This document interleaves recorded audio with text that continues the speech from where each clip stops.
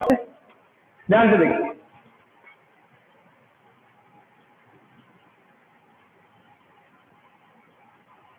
This is a person sitting in a bus, ये बस है।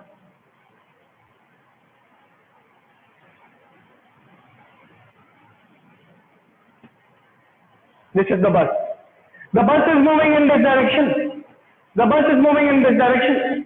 This person moves the hand out of the window and drops one thing.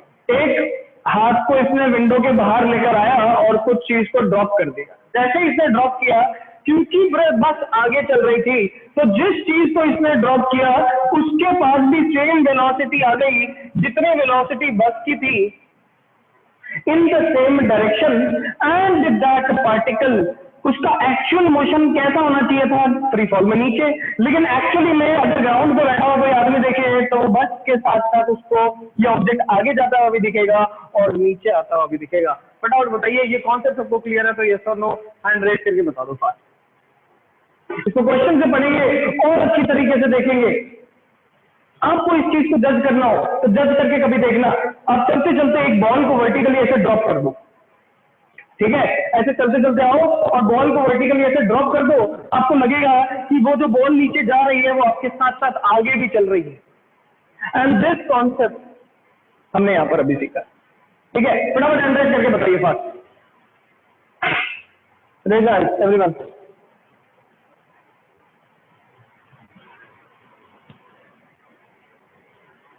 चलिए, इसी पे based आज की क्लास में अपन करेंगे कुछ question. The question, the most famous question is created by mister H C. Verma, जो कि अपने आईआईटी कानपुर के प्रोफेसर हैं।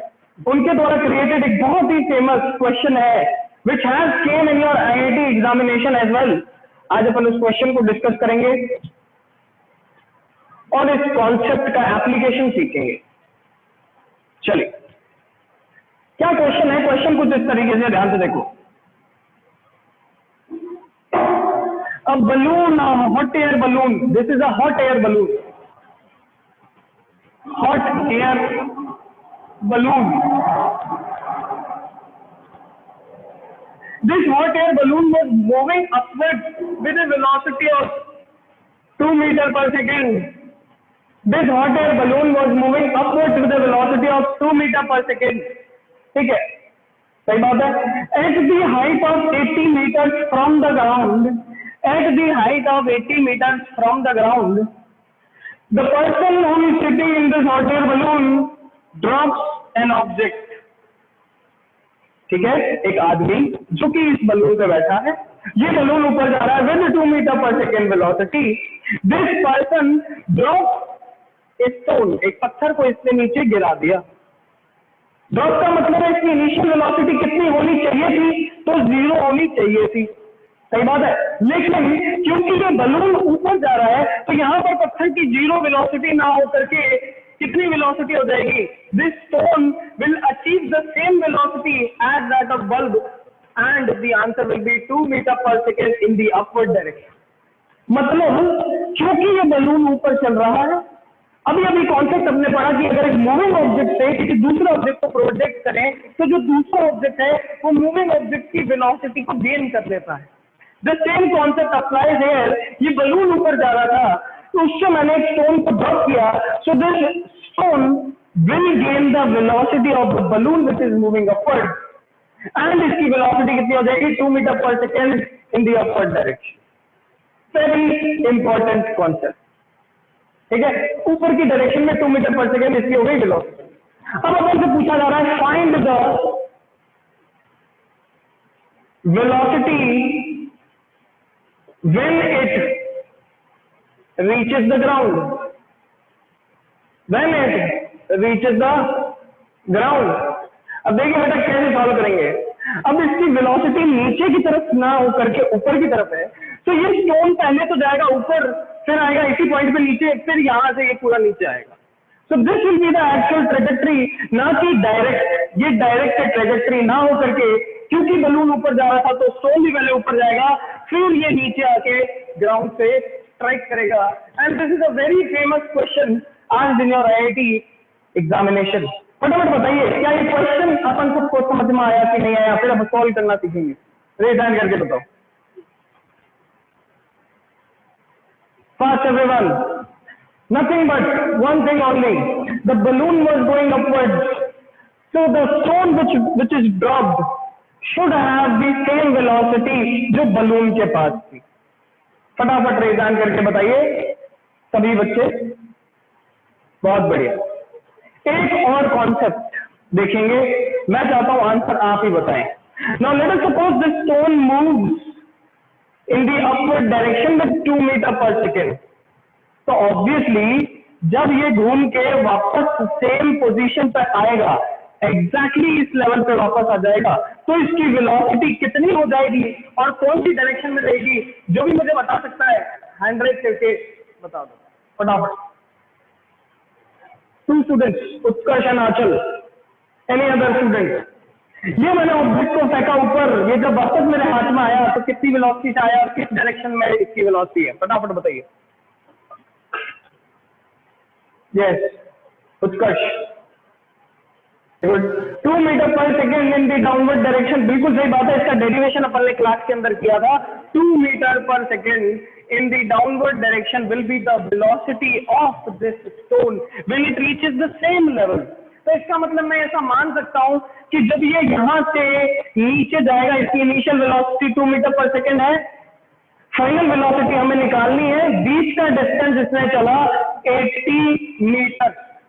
चलिए निकालते हैं। नीचे की तरफ एक्सेलरेशन रहता है g is equal to 10 metre per second square. This is the constant value, we have to learn it. So applying the third equation we will get v square minus u square is equal to 2af। Final velocity we have to calculate, initial velocity 2 का square 4 is equal to 2 into 10 into 80। बिल्कुल सही बात है। 2 into 10 into 80 बना 160 into 10, तो v square is equal to, this will be 160 और 1600 plus 4 is equal to 1604। v की value आ गई under root 1604 metre per second. Root 1604 metre per second is the velocity of the object or the stone when it reaches the downmost position, bottommost position, or we can say that when it reaches the ground. This is a very important question. बेटा किसी भी बच्चे को कोई भी doubt है इस question के रिगार्डिंग तो फटाफट हैंड रेज करके मुझे बताइए। यस और no? Yes Anchal, what is your doubt? इसी पे बेस्ड एक क्वेश्चन करते हैं। I want you guys to tell me how to do that question। NCERT का क्वेश्चन है। I am sharing the screen, आप सभी लोगों को मैं स्क्रीन दिखा रहा हूं, ठीक है? जिसके पास एनसीईआरटी नहीं भी है आप यहां से देखिए फटाफट।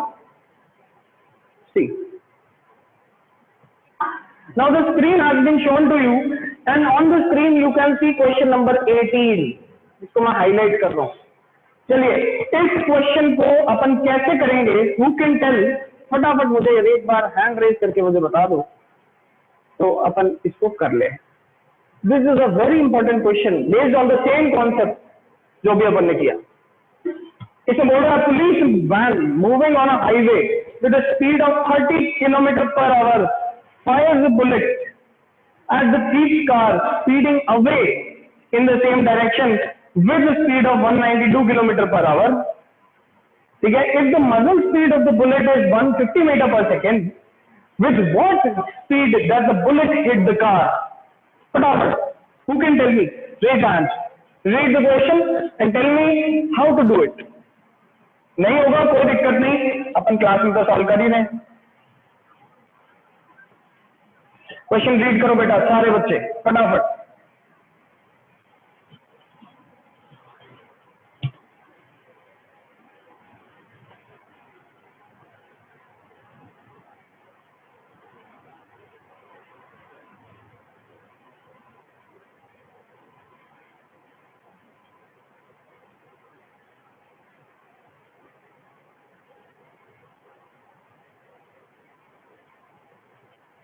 Yes, only one student, Anchal. Yes, tell me. Sir initial velocity of bullet जो है हाँ जी, 150 this car which is low in quality moves with a speed of 30 kilometre per our. ये 30 किलोमीटर पर आवर की speed से आगे move करती है, ठीक है।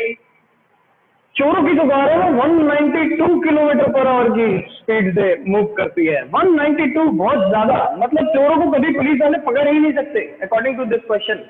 लेकिन पुलिस वालों के पास एक हथियार है जिससे वो बुलेट फायर कर सकते हैं। और देखो इन्होंने जब बुलेट फायर की, चलती हुई गाड़ी से बुलेट फायर की है, तो बुलेट की मजल स्पीड तो क्या होती है 150 मीटर पर सेकेंड। सही बात है, क्वेश्चन में दे रखा है। साथ ही साथ क्योंकि इसे चलती हुई गाड़ी से चलाया गया है तो इसमें प्लस 30 इंटू 5/18 ऐड हो जाएगा। क्यों? क्योंकि 30 किलोमीटर पर आवर तो स्पीड थी गाड़ी की, और उसी गाड़ी से अपन ने जब इसको फायर किया तो firing speed plus the speed of the car, this becomes the total velocity of the projected bullet from the police car. इसको लिख देते हैं यहाँ पर police, and this is the seize car, T लिख देते हैं इसे। क्वेश्चन अपन से पूछ रहा है कैलकुलेट करके बताओ the velocity of bullet with respect to T, मतलब वीबी माइनस वीटी अपन से पूछा जा रहा है। अब देखो वीबी कैसे निकाला जाएगा, V B will be equal to 150 metre per second, ये तो उसकी मजल स्पीड थी, प्लस इसके अंदर अपन 30 इंटू 5/18 और कर देंगे। क्यों कराएंगे? बिकॉज इसको हमने चलती हुई गाड़ी से प्रोजेक्ट किया है। नाउ तीस की गाड़ी कितने से चल रही थी? 192 इंटू 5/18, यस और no? Now solve it, solve करके देखिए इसे, ये इससे कैंसिल हो रहा है 10, दिस इज 6, ठीक है। फिर से अपन इसको काट देंगे, देखो यहाँ पर दिस इज 5, दिस इज 3, तो दिस इज 150 प्लस 25/3, ठीक है। और इसको जब अपन कट करते हैं यहाँ पर मेरे पास वैल्यू आएगी, this will be 6 and this will be 64, again this is 3 and this will be 32, so this will be what 160/3 metre per second. और यहाँ पर मेरे पास आंसर आ जाएगा, this will be 15 3s are 45 और 450 plus 25/3, and the answer will be 475/3 meter per second. This is the velocity of bullet and this is the velocity of thief. So what we will do? Velocity of bullet put करेंगे, answer आएगा 475/3 minus velocity of bullet करेंगे, thief करेंगे 160/3. The answer will be 315/3 meter per second is the velocity of bullet with respect to thief. फटाफट बताइए hand raise करके, क्या ये question अपन को समझ में आया कि नहीं आया? फटाफट एवरीवन। बहुत बढ़िया, very good very good very good. तो इसका मतलब अपन को ये कॉन्सेप्ट क्लियर हुआ कि किस तरीके से जब हम एक प्रोजेक्टेड ऑब्जेक्ट की बात करें, हम एक ऑब्जेक्ट को दूसरे मूविंग ऑब्जेक्ट से प्रोजेक्ट करें तो किस टाइप से उसकी ट्रेजेक्टरी रहती है, हम इसकी बात कर चुके हैं। एक छोटी सी बात और करेंगे, हालांकि इसका यूज अपन करेंगे प्रोजेक्टाइल मोशन के अंदर, लेकिन बात आज ही करेंगे क्योंकि ये टॉपिक अभी अपन पढ़ रहे हैं। चलिए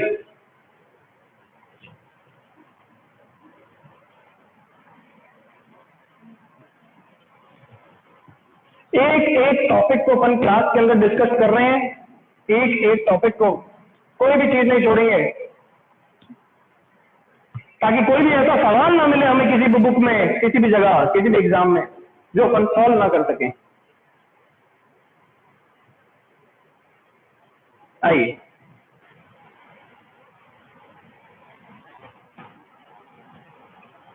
क्वेश्चन के फॉर्म में इसको पढ़ेंगे, ध्यान से देखिए।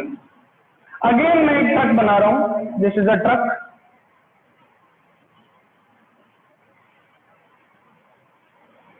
ये मेरे पास एक ट्रक है, ठीक है। चलिए इसके पीछे पूरा एकदम वैसे ट्रेलर भी बना देते हैं बड़ा सा, ये लो ट्रेलर भी बना दिए। चलिए अब ये ट्रक आगे मूव करता है, this truck moves in the forward direction, a person is standing over here, a person is standing over here, एक आदमी यहाँ खड़ा है, ठीक है। ये आदमी क्या करता है, ध्यान से देखना, बहुत ही इंपॉर्टेंट, इजी। ये आदमी क्या करता है, जब ये बस आगे मूव करने लगती है, ये आदमी वर्टिकली अपवर्ड एक बॉल को प्रोजेक्ट कर देता है, वर्टिकल अपवर्ड प्रोजेक्ट कर रहा है, कितनी वेलोसिटी से, u वेलोसिटी से। वर्टिकली अपवर्ड है, किसने बॉल को ऐसे वर्टिकली अपवर्ड प्रोजेक्ट कर दिया, प्रोजेक्ट किया, बट जो ट्रक था वो भी आगे चल रहा था v वेलोसिटी से। हम जानते हैं कि किसी चलते हुए ऑब्जेक्ट से अगर आप किसी भी ऑब्जेक्ट को प्रोजेक्ट करो तो it will gain the same velocity in the same direction. अब जो वर्टिकल वेलोसिटी है ये तो इसको हाइट गेन करवाएगी, और जो हॉरिजॉन्टल वेलोसिटी है ये इसको एक रेंज गेन करवाएगी। So the actual path of the ball will be equal to this, the actual path of the ball will be equal to this. जब ये ट्रक ऐसे आगे पहुंच चुका होगा तो according to the person who is watching this scenario उसको लगेगा कि बॉल एक पैराबोलिक पाथ में ऐसा कुछ इस तरीके का पाथ, कर्व पाथ में आगे पहुंची। लेकिन जब मैं इस आदमी के रिस्पेक्ट में बात करूंगा तो इसको ऐसा लगेगा कि इसने बॉल को ऊपर फेंका और बॉल नीचे आ गई। समझ में आ रही है बात? According to this person the ball will feel like it is going upward and moving downward, but the person who is sitting on the ground and watching this whole scenario उसके हिसाब से ऐसा लगेगा कि ये जो पूरा का पूरा पाथ है ये curved path. And this is a very important phenomena. ये एग्जाम में क्वेश्चन अपन से पूछा जा चुका है, AIPMT का क्वेश्चन बनता है। इस क्वेश्चन के हिसाब से अपन को एक चीज ध्यान रखनी है, that according to the person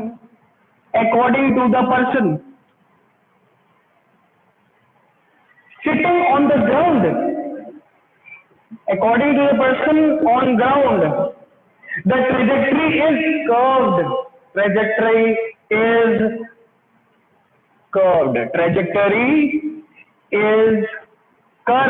और अगर अपन देखें टू बी प्रिसाइज बात करें तो कर्व्ड भी यहाँ पर कैसा होता है, पैराबोलिक होता है। ये अपन बात करेंगे जब अपन पढ़ेंगे कौन सा मोशन, प्रोजेक्टाइल मोशन। और according to the person on truck, so according to the person on truck, trajectory कैसे दिखेगी, वर्टिकली अपवर्ड और वर्टिकली डाउनवर्ड। इसका मतलब स्ट्रेट लाइन दिखेगी। कैसे दिखेगी, trajectory is straight line. So trajectory is straight line according to the person who is sitting on the truck and according to the person who is sitting on the ground, according to him the trajectory will be a curved path, a parabolic path। इसका मतलब दो अलग अलग person के according दो अलग अलग type के मोशन हो रहे हैं। यहीं से एक चीज प्रूव हो जाती है कि जब ऑब्जर्वेशन पॉइंट चेंज हो जाता है तो हमारा मोशन और रेट की डेफिनेशन भी चेंज हो जाती है। क्लास की शुरुआत में बोला था, चैप्टर जब शुरुआत की थी यही चीज बोली थी कि मोशन होगा या रेस्ट होगा डिपेंड किससे करेगा कि कौन उसको ऑब्जर्व कर रहा है। फटाफट बताइए हैंड रेज करके, क्या ये पॉइंट सबको चमका कि नहीं? लेट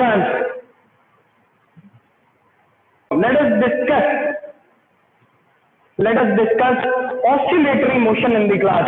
हालांकि ऑसिलेटरी मोशन पे बेस्ड एक पूरा चैप्टर आता है which is known as oscillation and waves, लेकिन क्योंकि ऑसिलेशन भी तो एक तरीके का मोशन है और उसे हमें मोशन चैप्टर में डिस्कस तो करना पड़ेगा, क्योंकि मोशन है तो एक बार डिस्कस तो कर ही लेते हैं। क्यों? क्योंकि एनसीईआरटी में क्वेश्चंस हैं और क्वेश्चंस अगर आपको दिखेंगे और आपसे होंगे नहीं तो ऐसा मुझे अच्छा नहीं लगेगा। ध्यान से देखिए, let us talk about oscillatory motion. Oscillatory motion का मतलब होता है एक ऐसा पार्टिकल, एक ऐसा ऑब्जेक्ट जो कि एक मीन पोजीशन के about to and fro motion करे। जैसे एक पेंडुलम, जैसे एक नाव। आपने देखा होगा बड़े बड़े नेवी शिप्स, बड़े बड़े कार्गो शिप्स जब एक स्टॉर्मी सी पे चलते हैं, एक ऐसे समुद्र पे चलते हैं जहां पर तूफान आ रखा होता है, तो उनके पोजीशन क्या करते हैं, ऐसे ऑसिलेट करते हैं। आप लोगों ने मूवीज वगैरह में देखा होगा, ठीक है। आप लोगों ने घड़ियों के नीचे जो पेंडुलम लगा होता है उसको देखा होगा कि वो भी क्या करता है, ऑसिलेट करता है। आप लोगों ने देखा होगा कि जो स्प्रिंग है उसको खींच के छोड़ दोगे तो वो भी ऑसिलेट करती है। इन सारी जगहों पे हमने एक चीज कॉमन देखी कि एक तो थी मीन पोजीशन, और इस मीन पोजीशन के आसपास ऐसे ऑसिलेशन हो रहा था। पार्टिकल एक बार इधर जाता था, फिर कम आता था, ओरिजिनल पे वापस आता था, फिर वापस इधर, फिर वापस इधर, फिर वापस इधर। इस टाइप के मोशन को बोला जाता है बेटा टू एंड फ्रो मोशन। क्या बोला जाता है? To and fro motion. To and fro motion का मतलब एक बार पार्टिकल मीन पोजीशन के उस तरफ गया, फिर वो वापस मीन पोजीशन पे आया, फिर मीन पोजीशन के दूसरी तरफ गया, फिर वापस मीन पोजीशन पे आया। तो इसको बोलेंगे to and fro motion about mean position. About mean position is known as oscillation. Is known as oscillation. ठीक है। So oscillation is what? Oscillation is to and fro motion of a particle about a mean position is known as oscillation. The most common example of oscillation is pendulum. The most common and regularly seen example of oscillation is pendulum, जो कि हमारे